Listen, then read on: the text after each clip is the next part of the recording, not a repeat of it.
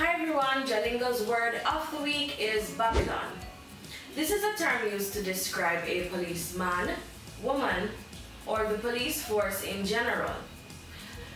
Babylon also means corrupt establishments or the system.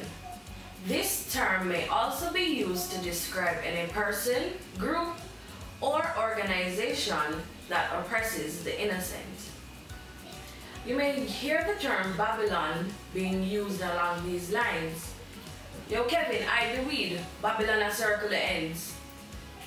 This actually means, Kevin, hide the marijuana, police enforcements are coming. Another example for Babylon be, Babylon no wants to see poor people prosper. This in fact means that the system is not designed so that poor persons can succeed or flourish. Related words to Babylon are police, government, and the term the system. Remember to download the exclusive Jalingo app from the iOS App Store if you want to see more words, proverbs, or expressions. Also, click on the download links in the description box below. Thanks again for watching and have a great day.